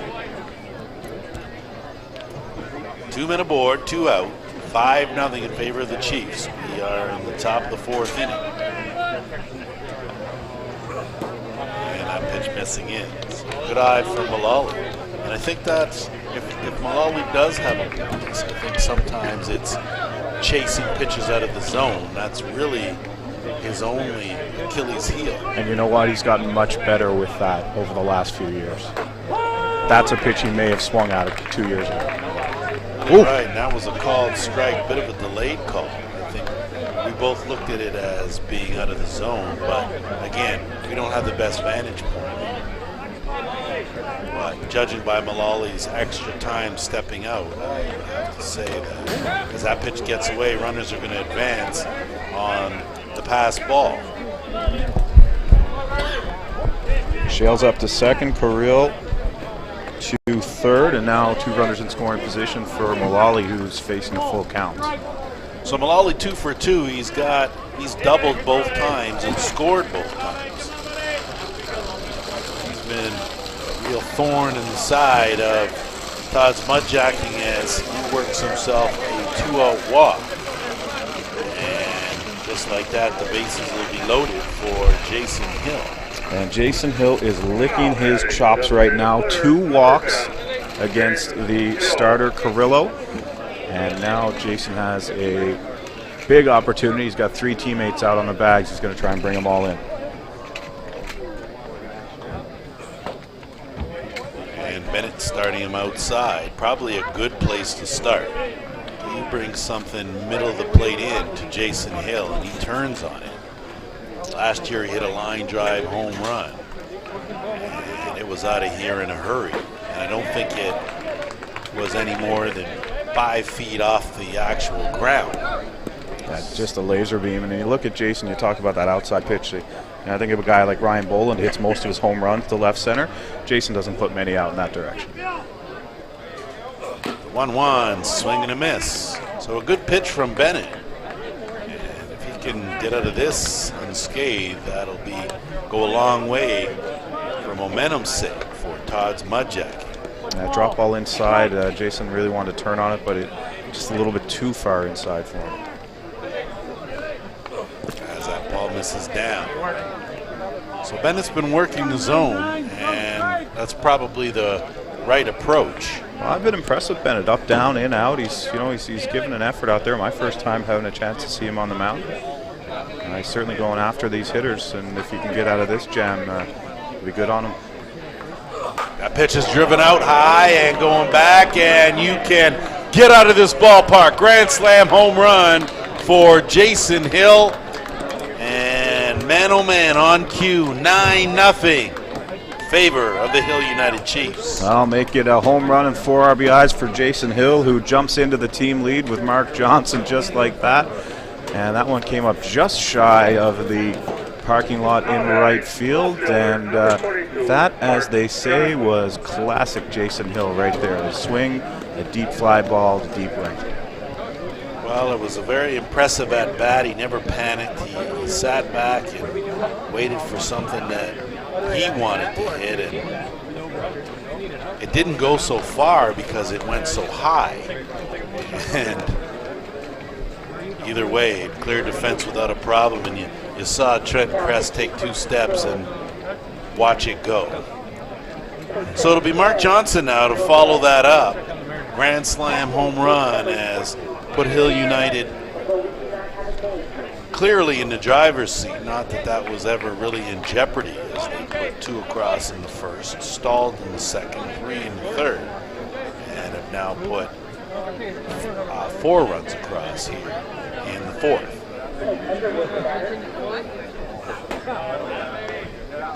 Johnson having quite a day for himself. He's got a single and a home run, 4 RBIs. Not a bad day at the ballpark. And funny, just when you said Mike Bennett had impressed you, Jason Hill decides he's not all that impressed. Oh, he was pretty impressed, all right. He got the pitch that he was sitting on, and he sent it a long way. I'm sure if you asked him if he could get another look at Mike Bennett in that situation, he'd take it. So Johnson working here, 2-1 count. And that pitch line, a good grab from Bennett. Some self-defense there as he manages to squeeze it and hold on, but not before the damage is done. A grand slam home run from Jason Hill puts the Hill United Chiefs comfortably in front. 9-0 the score. Saw it there on the way back across. John Hill stopped to talk to Mike Bennett just to make sure he was okay. Both of them had a big smile on their face and just kind of said, you kind of found that one and you didn't have to go to the hospital at the same time. So. And that's always a good thing, right? You put those 2 together, sometimes they're a problem. So it looks like Adam Folkart is done for the day. And it's going to be Pablo Migliavaca coming on for the Hill United Chiefs. Another Argentinian. So Migliavaca will come in. Adam Folkart perfect through 3 innings, striking outside each time. 9 strikeouts. So not really a sniff. And a good warm-up for Folkart. Absolutely, that's all it really was. Now a chance for the number 2 guy, Pablo Migliavaca, to get a couple of innings in. Try saying that 10 times fast. We'll try saying Migliavaca 10 times fast, too. So I had a chance to get a look at Migliavaca in St. John's as well. He carried a bit of the load. They kind of went half and half. And he's quite used to this role coming in after Adams started the game. So Migliavaca will come in, probably work the 4th and 5th, and they'll try and get out of here, get an early supper. I think that's got to be the game plan here, and we'll be back to the top of the shop in Mick Baker, followed by Elijah Salas and Ryan Carter, the 1-2-3 hitters for Todd's Mudjacking. Trailing 9-0. And again, not really much of a surprise from us here when you talk about Hill and how good they are.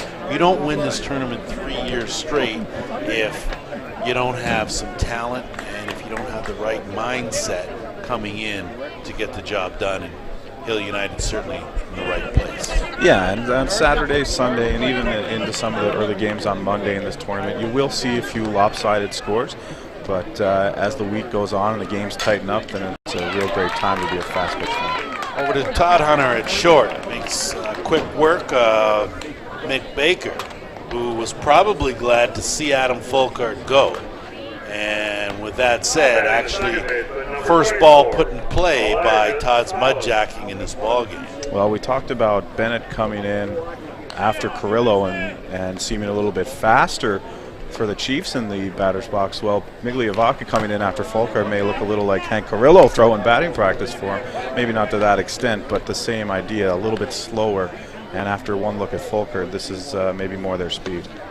So Elijah Salas now steps in. I don't have to tell you he was a strikeout victim. Slow roller fielded by Nick Shales at third, over to first in time. Absolute perfection from Nick Shales. Textbook ground ball, textbook throw onto Mullally right at his chest. And now we'll get a chance to see the world champs show off their D.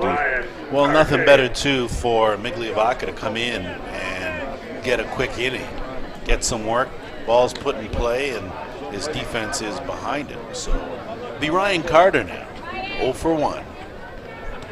And a big swing and a miss. Carter clearly has that hard ball swing, a bit of a looper. And I'm not quite sure if he's making the adjustment or if he played hardball before and has now come to the fastball side. That pitch has popped up. Malali's going to chase it, but run out of room.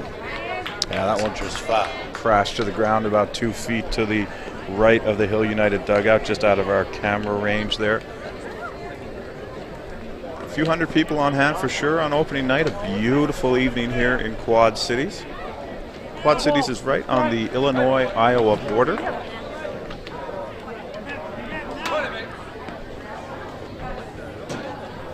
And we actually... And Mudjacking, beautiful pitch. So a 1-2-3 inning, and we can pick that up anytime, Chris, but down go. Todd's Mudjacking.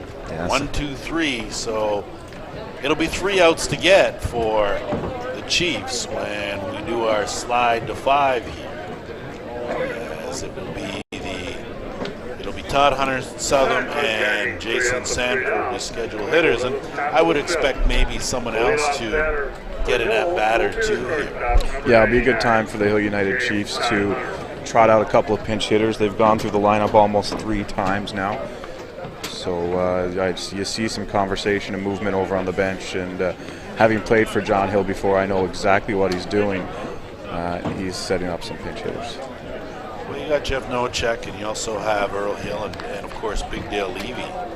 Guys that, and you know, when you play a tournament like this, Chris, you never know when you're going to need to call upon someone to fill a spot or come up with a big hit here or there. So not always the worst thing if early on in a tournament you can work your whole lineup in there, give some guys an at-bat. That makes them feel like they're part of the team right from the very beginning. Well, absolutely. We will see Jeff Nowacek hit here in the 5th inning. We'll also see him in the lineup this week. He's not going to just ride the pine, and Dale Levy is also going to pinch hit this inning.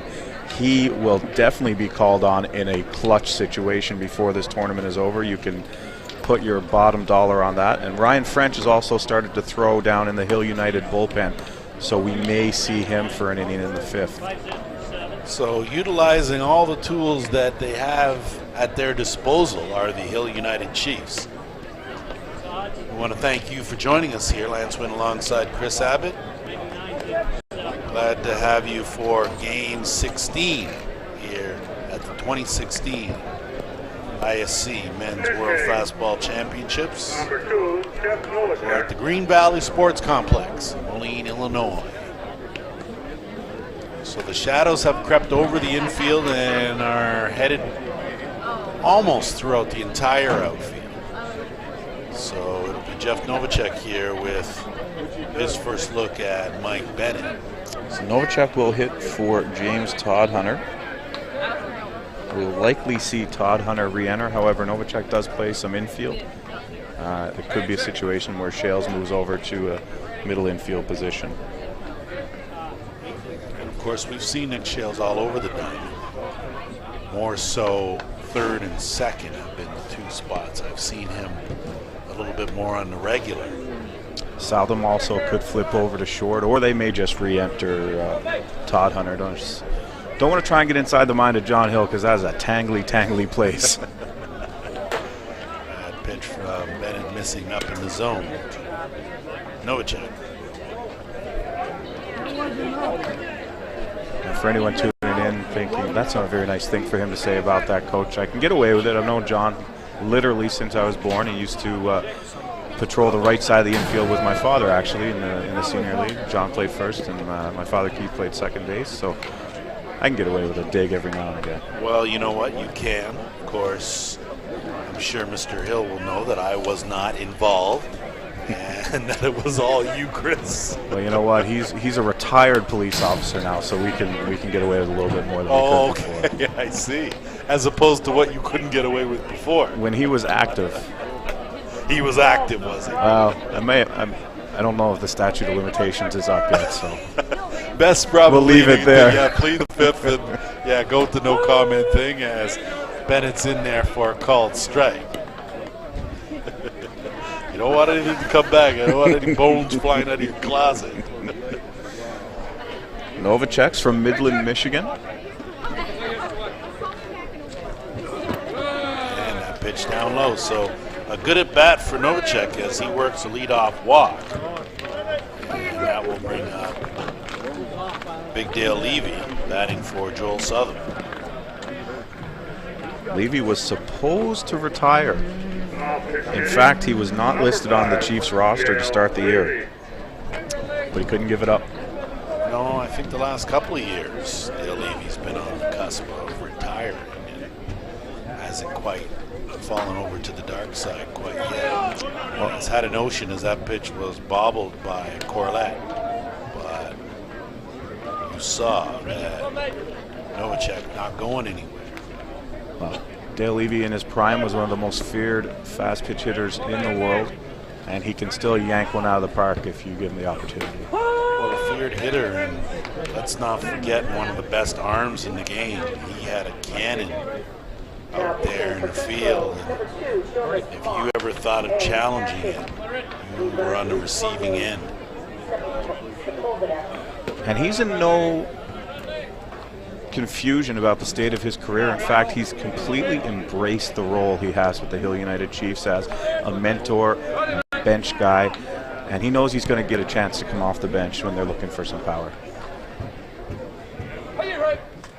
2-0 as you see Mike Bennett, and that didn't look good. I'm not quite sure if he may have either tweaked a knee or an ankle on that, so hopefully he can shake it off, but not quite sure if he may have got a cleat caught or just stepped in an awkward position.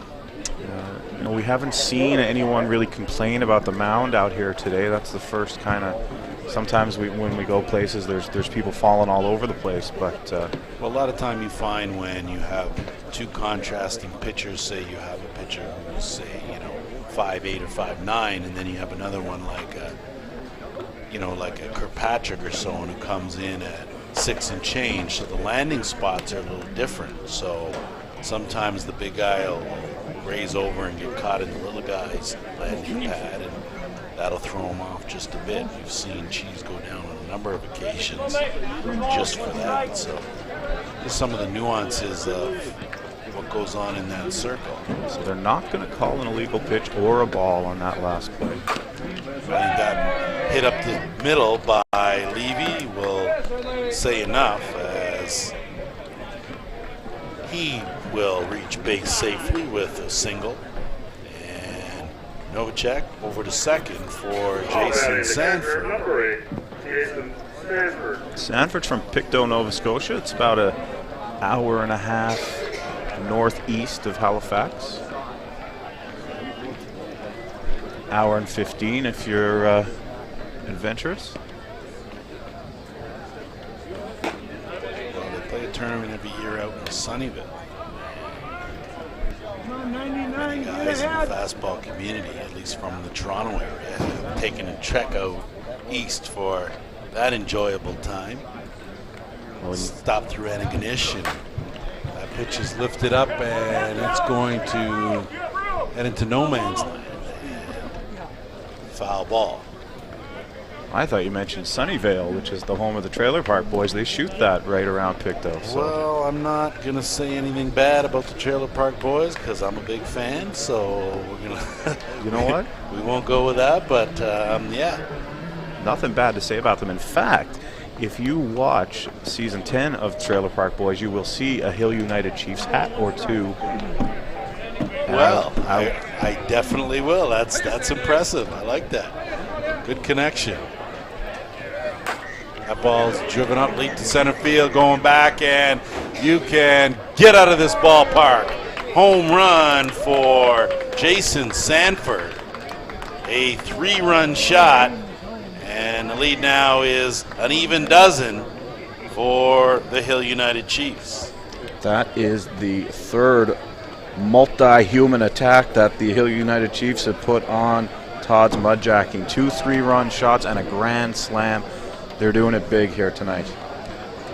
So just sort of what we expected. Either it was going to be one of those games where we sat and sort of scratched our head, or it was going to be a 5-inning affair. And Todd's Mudjacking has a lot of work to do if they want to extend this game to 7.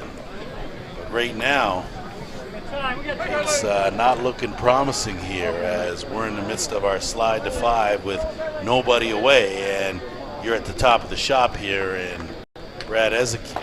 Yeah, I think the line in Vegas would be pretty high on this Mudjacking team. Maybe a 10.5 pay line, but I think it's a foregone conclusion. Now it's just time to watch some of the fireworks for the Hill United Chiefs. Well, and you know what? Mike Bennett thrown in a tough situation for sure. You had Carrillo, of course, a lot of off speed. It's going to take a lot for you to really get that out of the park.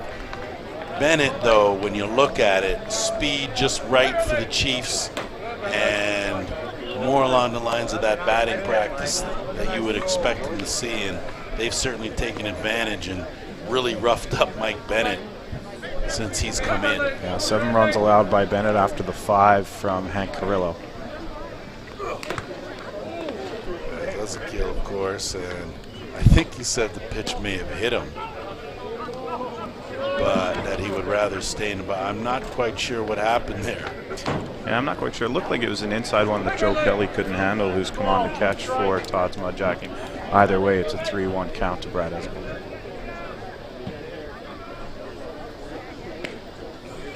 And that ball laced out to left. And a good grab out there from Sam Bennett. On the line drive from Ezekiel. And there's one away. Yeah, Brad hit that one very, very well. But again, good job in left field by Sam Bennett, who's been one of the highlights for Todd's Mudjacking tonight with his defensive play. So Nico Carrillo steps in now, and of course he's one of the guys they are going to need to get on track here. As he is 0 for 3. He did reach base and scored on a fielder's choice.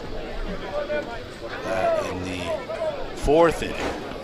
Yeah, I think everyone wants to just, get one through the infield in your first game, just kind of settle in. And Carrillo had a notion. Took a strike. And Lance, you gotta remember the Hill United Chiefs won their first title right here in Quad Cities, so some comfortable territory for the Chiefs, and they're looking comfortable out there tonight. I remember the final. It was a controversial play at the plate as Carrillo laces one out to left field, base hit. So he's off to snide there with his first hit of the ball game. 1-out single, and that'll bring up Nick Shales. That was the play at home plate. Nick Shales. Question was whether or not he got to hand it. I recall being on a scaffold videotaping it, and he did look like he did get in. But that was a pretty exciting way to finish off a championship ball game. Last year, again, it was also a good one between the Gators and Hill. That was Jason Hill's line drive home run that did the ultimate damage there. So some good ball, of course, to be played. You talk about that play at the plate, and it's such a tough situation to put your umpires in, or that umpires get put in to make those calls, and they do such a great job. Well, it is, and you know what? You look at the major leagues, and they got the benefit of the replays, and they can go to New York and get 3 or 4 angles. Here, it's a one-shot deal. It happens in a split second, and you can't change the call. So you certainly got to take your hats off to the boys in blue. They do that thankless job. That's going deep, deep, deep, and you can get out of this ballpark. Home run, Nick Shales.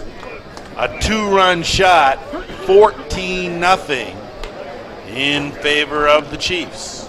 That is the second home run of the inning, the 4th of the game for Hill United from 4 different hitters. This one coming off the stick of the reigning MVP, Nick Shales. 14-0, and I don't think there's no one warming up in the Mudjacking bullpen, so I think it's just going to be, they might have to come back to Carrillo. They are. And that's just the way it's going to have to be. And Mike Bennett, you can see on the left side of your screen, Carrillo comes out of the dugout, and the wily veteran says, "Hey kid, you gave it your best, good job. We'll come back tomorrow in the loser's bracket, give it a go." So Hank Carrillo will take his warm-up pitches. Not much different than his actual pitches. As per the script, Chris, this is the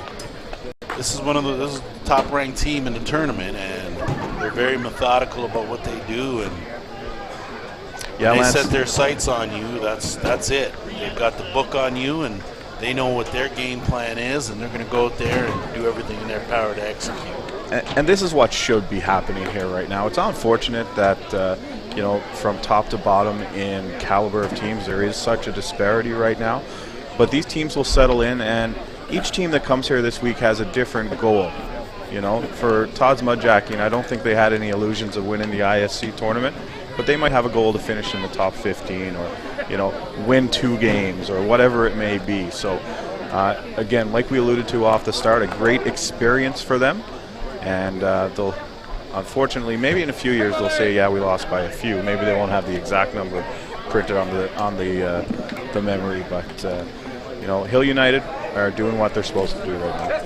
Well, that brings in the adage about the I2 division that was formulated a few years back, and again, it gives teams that maybe don't have the budget to sign a lot of the big-name players, and they can still come out and compete, get a chance, and then, of course, fall back to playing against their same caliber of teams, and that's exactly what you want here. As you see Carrillo going to meet with Corlett. Steve Mullally up at the plate now. You don't expect Mullally to just take 3 feeble swings and go, but I can't imagine that he's going to be up there looking to hit one out of the park with a 14-0 lead. I don't know. I haven't seen Steve Mullally not try to hit one out of the park. I don't know if it's not in his DNA.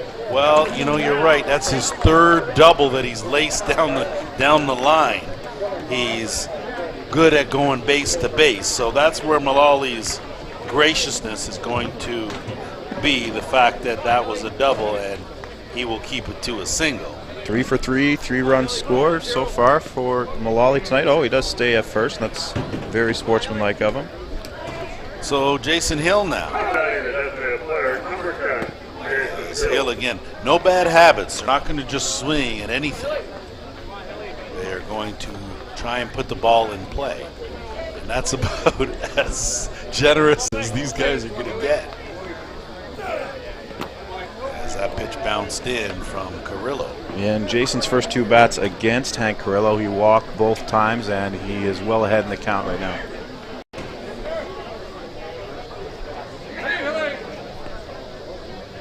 Folks, coming up about 20 minutes after this game, it'll be the Circle Tap Dukes getting their first action against the Pueblo Bandits of Colorado. That should be a good one, actually. Sure should. Two teams kind of on the same level, so that's a big game for both these teams very early in the tournament. Important to get off to a good start here. Win early. And of course, I have to give my plug to the Newfoundland content in that game. Daniel Dalton will be making his ISC debut in that one. As you see Hill, his 3rd walk of the game. So certainly no bad habits for him in here for the Chiefs. And Mark Johnson will step in. He's the 9th player to the plate this inning for the Chiefs. So just an update on some scores. The Kitchener Cubs leading 7-1 over CPI. Jonas Mock has come into the ball game for CPI. Max Montero still in the circle for the Cubs.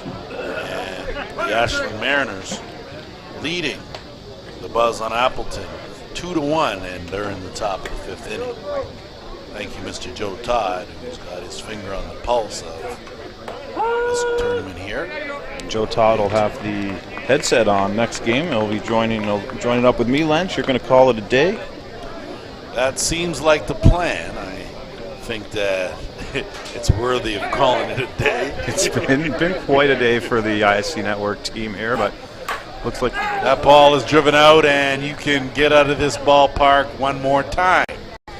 Home run for Mark Johnson, his second home run of the ball game. And that'll bring in 3 more. 17-0 the score.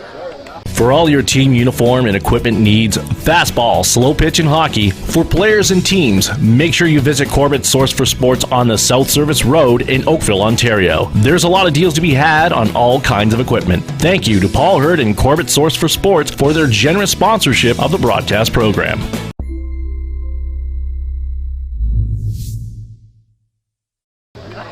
$17-0 and 7 RBIs for Mark Johnson here on opening day. Well, that's called starting your tournament off in style for sure.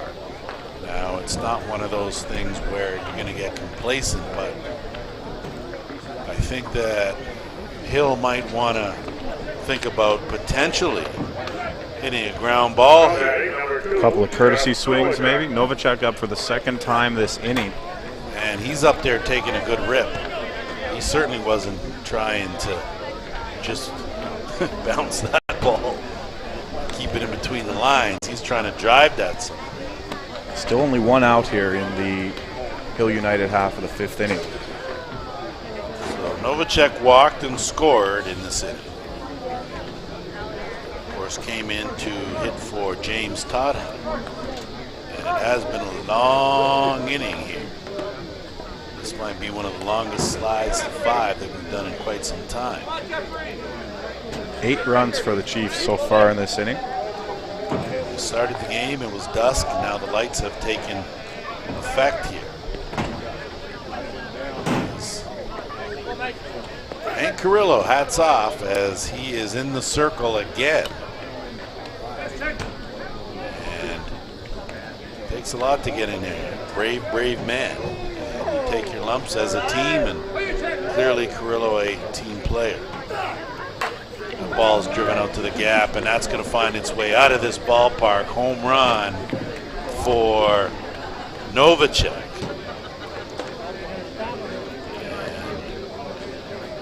Forgive me for my lack of enthusiasm, but it has been a home run barrage here for the Chiefs, and Dale Levy now will step in, and as competitors they are going to continue to hit the ball as hard as they can. That is the 4th home run of the inning for the Hill United Chiefs. And that one's driven out deep, and that's going to be number 5 in the inning as Big Red goes deep. His first home run. So 2 for 2 for Red this inning.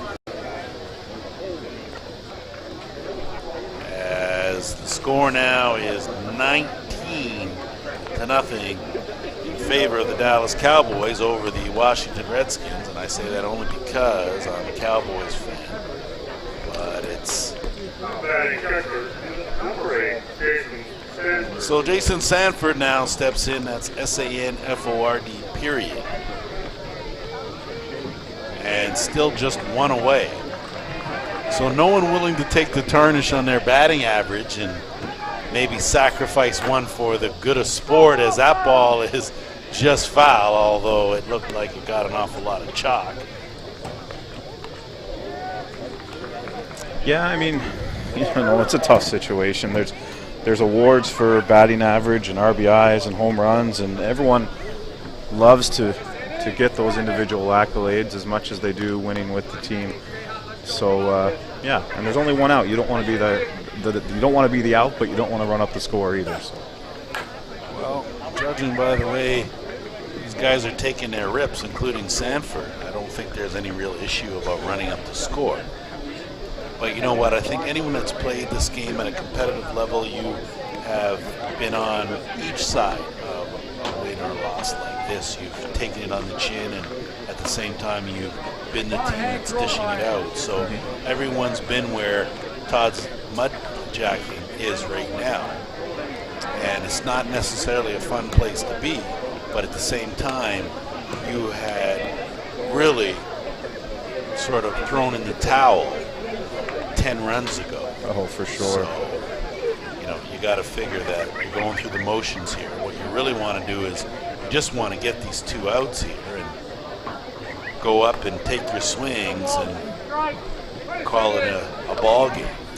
Yeah, and I think one of the things about this sport, you know, this is as professional a level as you get here at the ISC World Tournament. I do think you will see the Hill United Chiefs maybe partake in the old curling tradition of buying around for the loser, maybe after this one. Well, I think that would be wouldn't be such a bad thing. As you see, Sanford, and it's not like they're chasing bad pitches either. They're still being selected. Now, mind you, the last three consecutive hitters have all gone deep. One hopper, fielded at third, over to first in time. So Sanford might hear some ribbing there, but probably not since he did homer earlier this inning. Sanford with the home run and 3 RBIs, yeah. And the Hill United Chiefs have put up a 10 spot here in the 5th and lead 19-0. Brad Ezegel will get his 5th plate appearance. So Ezegel steps in here with 2 away, and he takes a rip. That's a base hit to left. So again, he's not going to sacrifice his average for the betterment of the team. Well, and you know, he had already gotten out twice, so that's just Brad's 2nd hit of the day. So, fair enough. Well, then that's why he was up there taking his rips. And they're going to change balls as it appears the cover of that one's torn off. I'd say you let Hank Carrillo use whatever ball he well pleases. If he wants to use a soccer ball right now, give it to him. Well, it's nice because his only choice now is a nice bright white one, which, you know, no pitcher really wants to throw. It's looking pretty shiny, but hey, you're a veteran. Carrillo's a veteran, and he's got no problems with it. He's going right at Carrill. Carrill's 1 for 4. Singled and scored in his last at-bat. And he watches that ball go in there for a strike. So if you're tuned in for the first time and this is your first Fastpitch game, please stick around and watch some more because well, we know it's early rounds and sometimes the matchups, because you've got teams that are all on equal grounds to start things off. As Carrill drives that one to the power alley left center, and that's gone over the back fence. So another home run, this one courtesy Nico Carrill, a 2-run shot here. And it's 21-0. You know, Lance, the Todds Mudjacking team may be innocent bystanders in the Hill United Chiefs flexing their muscles to some of the doubters and naysayers coming into this event, because even though they're 3-time defending champions, they have lost some veteran leadership off last year's roster, and they have not been preordained as champions. I think you're right. They have some work to do, and it's probably a good tune-up to do it. As Nick Shales now will step into the batter's box. I don't know. Shales is the kind of guy to take 3 pitches and get out of there. But again, like you said, you're working towards, it's a process here in this tournament. This, of course, being game 1. And when your goal is to win it, you want to win every game in convincing fashion. And Shales will lift that up, but it's going to drift out of play. Shales is 2 for 4 with a single and a 2-run home run. He's also scored twice. 5th time through the order for the Chiefs here in the 5th inning. 5th time, but this has been an awfully long inning. I'm not quite sure what the... Nick Shales is the 15th batter this inning. Not quite sure what day it is, Joe Todd said. It's been so long. That one go the other way. That change it up is foul ball. So you see Nick Shales, it looked like he was just playing around and decided he wanted to go opposite field. Well, if you ever see these teams take batting practice in the morning, it's a lot like this. These guys can hit the ball a long way when they have their time to line it up and get the bat behind it. And the Hill United Chiefs, certainly they probably won't need to take swings tomorrow morning. No, and I think a new supply of balls was needed, as I think there were quite a few lost here. Shales lifts that one up. That could find its way, and yes, it does. Home run, Nick Shales. I'm not sure if these guys are just going to walk off the diamond or what's going to happen here, because it seems like they just can't get the third out. And then you look up, and here comes Mullally. So yeah, back into the heart of the order. You're back in the meat, and number 33, Mullally. I don't know. I think he could hold up and kick the field goal here. Because I don't know if they even keep a record of this stuff, but that is the 7th home run this inning from the Hill United Chiefs. So, you look at their pitching in Fulkart with 9 consecutive strikeouts, and then you talk about their 5th inning where they decided they were going to go yard, 7 times, you said? In this inning, yes, 7 times. 7 times for 13 runs. Well, they've certainly taken the excitement out of a home run call, I'll tell you that. Just lost its luster as Mullally drives one out to center field and gone. So a home run for Mullally. And the route continues. And, like I said, Chris, no one's about to take the shot in their batting average here. No. And I mean, my scorebook is starting to look like an old lady's bingo card here. I'm almost ready to call bingo, Lance. Well, you just might, okay? 'Cause I didn't even need the free square. This coming from what I think is a professional bingo player, right? I like lots of games of chance. Bingo's not one of them. Not one of them. So Jason Hill now steps in, 18th batter to come up this inning. You're not far off. And that was a guesstimation. He is the 18th batter this inning. Yes, he is. As Hill fouls that one off. It might be okay to get out. It might not be so bad. Now, I don't know if maybe they said you got to buy a round if you got out or what. But and I will make a correction. Please forgive me. He's the 17th batter this inning. Okay, and I stand corrected. So good on you, Chris. You were being facetious, and I was, as you can see. And now a good grab. So round on Hilly. Mick Baker finally pop up to short, ends the inning.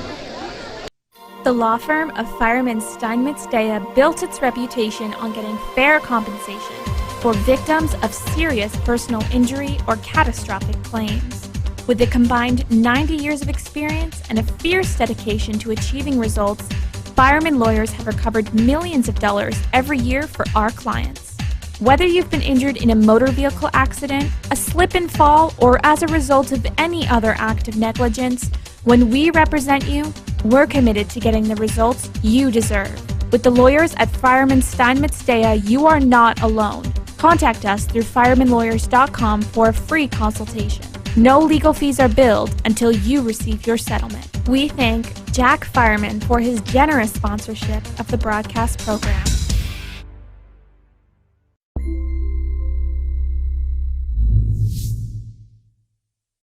But not before. I never was a math major, Chris. So how many runs put up this inning? 4, 6, 8, 16 runs. So a 16-run inning. Well, no, I think the counter's off. No, you're right. 14 run inning. It's tough. I've never had to do this the East before. Coast, they're awfully nice out there. I don't know about the counting skills, but they are nice. Oh, man. So 2 touchdowns in the 6th. And it'll be last chance here for Todd's Mudjacking, and it'll be Jason Schauning, followed by Trent Kress, and then Sam Bennett.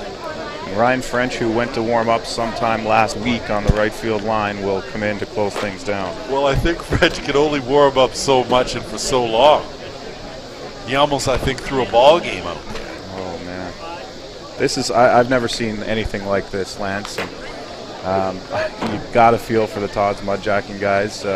We can't hear the conversations that are going on out there. I'd like to know their mood right now. Well, you felt for them at 10-0. Yeah. Really now at 23-0, it's past that point. I think you got to be numb by now if you're them, for sure.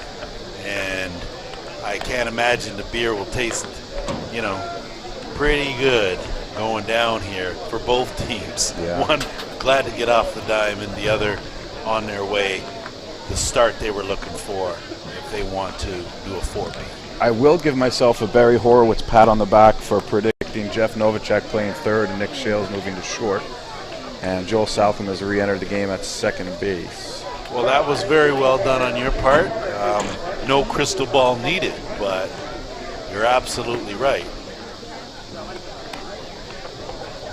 So the lights are on. You can see the red clouds at night. So it'll be another Sailor's Delight here tomorrow in Moline, just east of the Mississippi.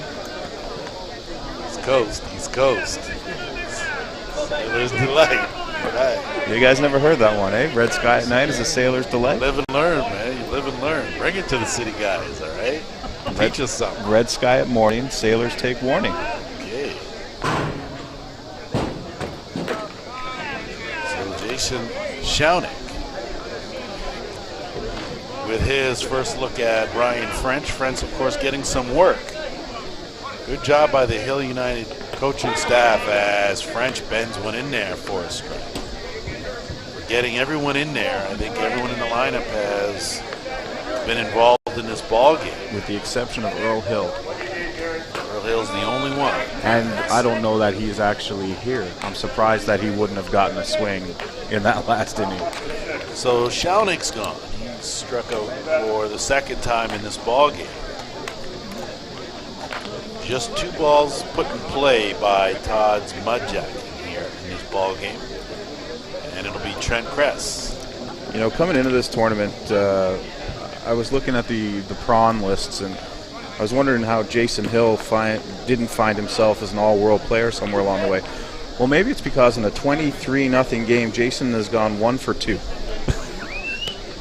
But you know what? Jason Hill's MO is that he delivers in time of need. That's when he comes through. And these are the kind of games where you can't get frustrated. Someone's going to get the job done, or somebody's, and it doesn't have to be everyone every game. Well, let's but remember it does that have to be someone every game. that one was a grand slam that broke the game wide open. So, I mean, you want to be tough on your guy, Hilly. I mean, he only has a grand slam today. So, 1 for 2. To whom much is given, much is expected, Lance. All right, fair enough.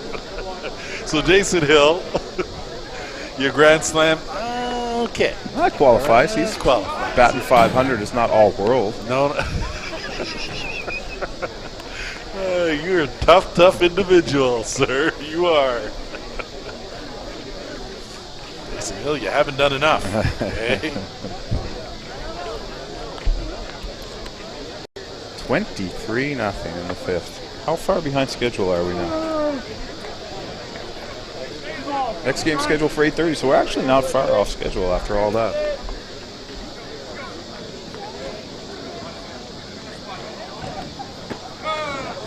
And a swing and a miss. So down goes Kress. Second strikeout of the inning for Ryan French, and it'll be Sam Bennett. Last chance here. Actually, we've got a pinch hitter here. Manny Salas has stepped in. So Manny Salas now with a crack here. Big swing and a miss.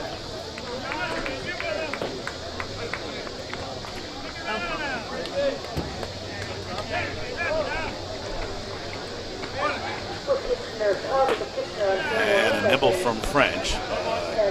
No strike. And count 1 and 2. Sorry, 1 and 1.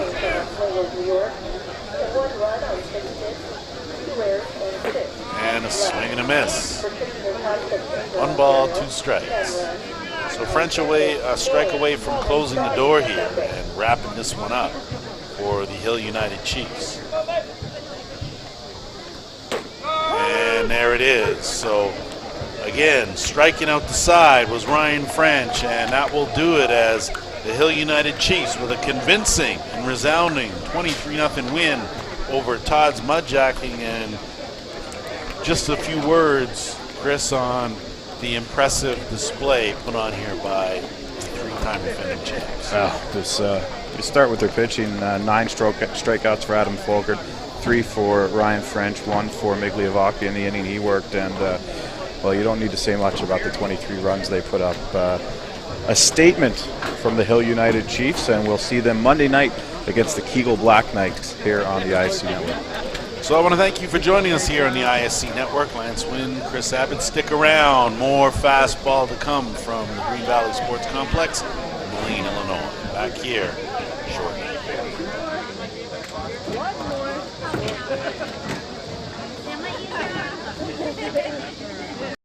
Murphy's Fish and Chips is not only a great place to get some of the best seafood in Canada, but is also one of the best fastball sponsors in the game.